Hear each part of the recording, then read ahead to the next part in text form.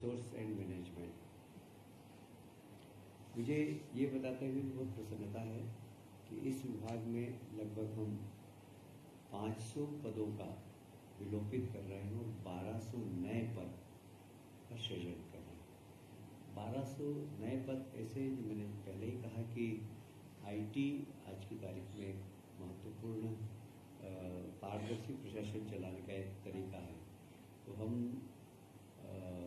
IT के क्षेत्र में काम करने वाले लोगों को यहाँ पर उनके पद सृजन कर रहे हैं और उनको कैसे राजस्व विभाग में फास्ट काम हो, किसानों को असुविधा नहीं हो और उनको घर बैठे नामांतरण सीमांकन मिल सके। हालांकि मुख्यमंत्री जी ने 2 बार अभियान चलाया और लाखों की संख्या में नामांतरण भूवाटन और इसके जो किसानों की समस्या उसको निराकरण की कोशिश की है।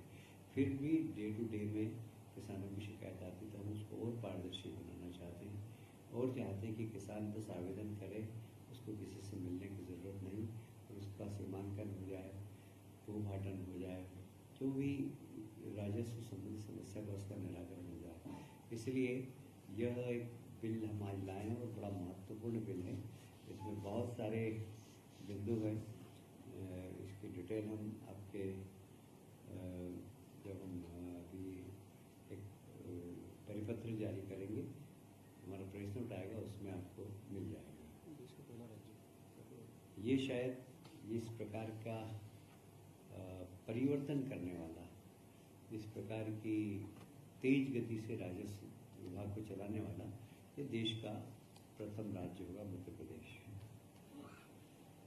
उसी प्रकार मध्य प्रदेश में श्रम विभाग में बहुत सारे संशोधन पहले भी किए हुए हैं।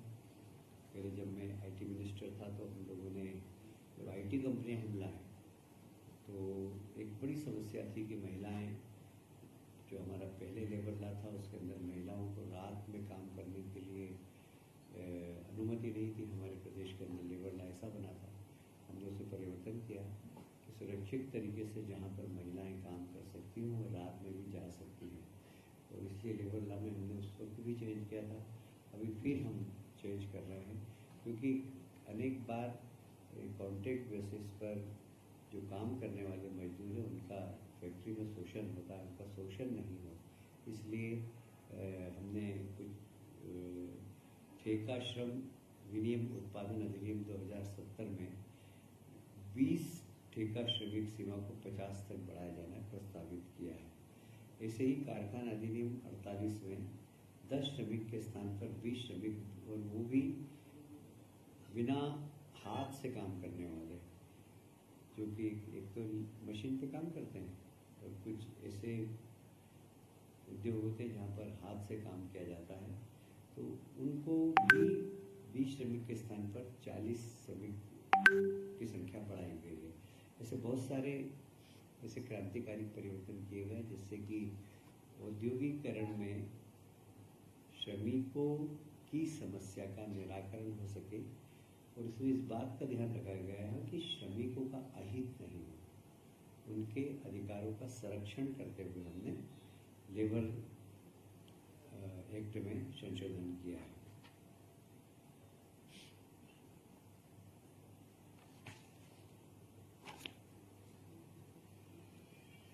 मध्य प्रदेश में आप अभी आपकी जानकारी होगी ही कि माननीय मुख्यमंत्री जी सिर्फ खेती ही नहीं, खेती में भी उद्योग, हमारे प्रधानमंत्री जी का सपना है कि खेती फायदे का बिजनेस बने और किसानों की आय डबल हो। तो कैसे हम गांव में उद्योग बना सकें और वैल्यू एडिशन का काम कर सकें, उत्पादन का। इस दिशा में हमने पहले भी कदम उठाए, अभी और कदम उठा रहे हैं। आज इस दिशा में हमने agritech innovation hub for agriculture की स्थापना के संबंध में कैबिनेट में एक प्रस्ताव पारित किया है। इसमें राज्य शासन की ओर से एवं विज्ञान एवं प्रौद्योगिकी विभाग और राज्य इलेक्ट्रॉनिक्स निगम की सहभागीदारी से हमने एक इलेक्ट्रॉनिक्स सूचना प्रौद्योगिकी मंत्रालय भारत शासन सरकार को प्रस्ताव राष्ट्रीय स्वीकृति के अनुक्रम में इंदौर IIT में एक agritech hub, innovation hub for agriculture ऐसा बनाने का निर्णय लिया है। इसमें IIT भी हमारी टेक्निकल पार्टनर है। कैसे किस प्रकार अच्छे बीज हो, अच्छी खेती हो, पर एकड़ उत्पादन बढ़े, इस दिशा में यहाँ पे रिसर्च मार्गदर्शन सबका काम होगा। और कुल मिलाकर खेती लाभ का धंधा बढ़े, इसकी खास विशेषताएं जो मैं बताना चाहूँगा। कृषि में उत्कृष्टता केंद्र की स्थापना, जिसमें निजी क्लाउड होस्टिंग वाला तकनीकी केंद्र हो। Tier 2 संस्थानों के सहयोग से 46 एग्रीमेंट कार्यक्रमों के समर्थन का क्रियान्वयन, 40 आविष्कारों का खुलासा व 25 पैटेंट दाखिल करना, औद्योगिक तत्परता बढ़ाने के लिए स्टार्टअप को प्रौद्योगिक हस्ताक्षर और लाइसेंसिंग सहायता प्रदान करना। इसमें सुनिश्चित किया जाएगा कि जो कृषि क्षेत्र के नौजवान हैं वो स्टार्टअप कैसे अपना चालू कर सकें, तो इस दिशा में ये मार्गदर्शन देने का भी काम करेंगे। प्रतिष्ठित पत्रिका और सम्मेलन में न्यूनतम 50 प्रकाशन प्रस्तुत करना, जिससे कि अन्य लोग भी इसका लाभ ले सकें। 8 स्टार्टअप के इंक्यूबेशन के सहायता तथा 10 प्रौद्योगिक हस्तांतरण और लाइसेंसिंग समझौते को सुगम बनाना। Cloud infrastructure, high performance computing system तथा अन्य अत्याधुनिक तकनीकों तथा उन्नत बुनियादी ढांचे से लैस प्रौद्योगिकी केंद्र की स्थापना होगी। इससे कृषि क्षेत्र में काफ़ी किसानों को मदद मिलेगी। और जो स्थापित किसान हैं, मैं एक बात और बताना चाहता हूँ कि जो किसान परंपरागत तरीके से खेती करते हैं, उनकी खेती बदलने में बहुत परेशानी आती है।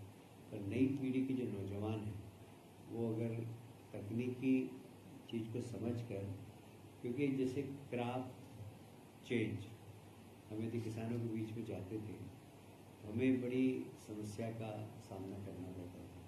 पर हम जब नए नौजवानों को बताते थे, शायद आप लोगों में से कई लोगों को मालूम होगा कि नागपुर में संतरे मिलते हैं, पर ज़्यादातर संतरे वे शाहजहाँपुर आगरा। ये मेरे पास उद्यानिकी विभाग था, तब मैंने एक आग्रह करके लोगों से कहा था कि अब 10 एकड़ जमीन है, 2 एकड़ में संतरे लगाओ। संतरे में उनको बहुत फ़ायदा मिला। 1 किसान, 2 किसान, 3 किसान, आज पूरे क्षेत्र में संतरा ही संतरा हो गया। उसी प्रकार रतलाम में हम लोगों ने अंगूर को प्रमोट किया था। और नए किसान थे, एक में नाम मांगीलाल पाटीदार है, बिल्कुल नया किसान है। उन्हें कृषि के स्नातक की पढ़ाई भी की थी। मैंने उसको समझाया, उसने अंगूर लगाना चालू किए, पूरे गांव में अंगूर लग गए। रतलाम के अंगूर आज महाराष्ट्र के अंगूर के नाम से बिक रहे हैं। फिर मैंने ही उसको सुझाव दिया कि तुम इसकी वाइन भी बनाओ। मध्य प्रदेश पहला राज्य जिसने किसान को वाइन बनाने की लाइसेंस दिया। उसकी वाइन आज भी चलती है।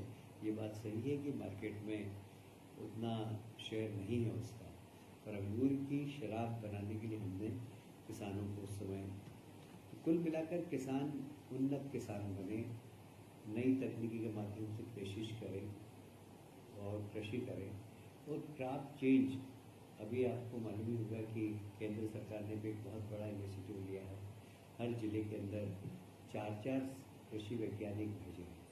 वे पूरे जिले की सॉइल टेस्ट करेंगे, क्लाइमेट चेंज का उस जिले में क्या प्रभाव पड़ रहा है और कौन सी खेती उनको करना चाहिए। इस दिशा में वे 15-15 दिन रहकर उस पूरे जिले के अध्ययन करने के बाद एक रिपोर्ट मध्य प्रदेश शासन और राज्य सरकार को प्रस्तुत करेंगे।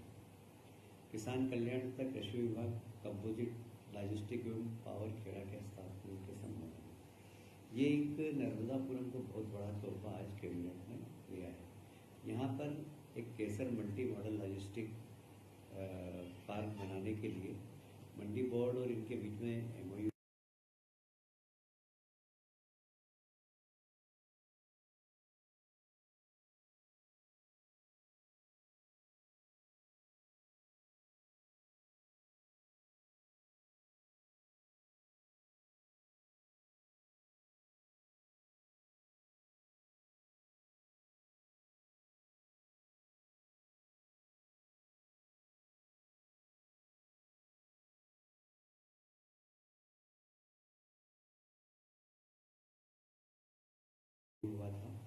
और वह MOU world multi modal logistic private limited, जो कि विश्व की सबसे बड़ी लॉजिस्टिक क्षेत्र में काम करने वाली कंपनी है।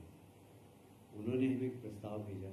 उस प्रस्ताव के माध्यम से यह अधूरा पड़ा हुआ जो लॉजिस्टिक पार्क है, इसको बनाने की जवाबदारी हमने उनको दी है। और यह अतिशीघ्र 2 साल के अंदर ही एक बहुत बड़ा लॉजिस्टिक पार्क बनाएंगे। साथ ही यहाँ पर किसानों को बहुत इसका लाभ होगा। और ये एक तरीके से मानिए आपकी इस कैबिनेट जो इस जिले में हुई है, उस कैबिनेट का तोहफा नर्मदापुरम को है कि कृषि क्षेत्र में एक इतना बड़ा लॉजिस्टिक हब जो बन रहा है, वह सिर्फ इस जिले को ही नहीं, आसपास के जिलों को भी लाभ पहुंचाएगा। आज मंत्रिमंडल ने इसको अनुमोदित कर दिया है।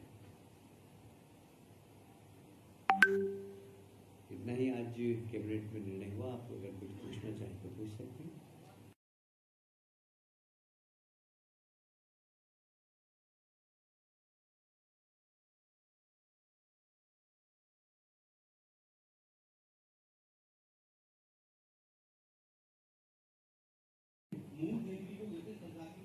अभी कैबिनेट में इस संबंध में कोई विचार नहीं हुआ। मैंने बताया ना कि कैबिनेट, आज भी कैबिनेट की ब्रीफिंग कर दे रहा हूँ आपको। कैबिनेट में इस संबंध में कोई विचार नहीं।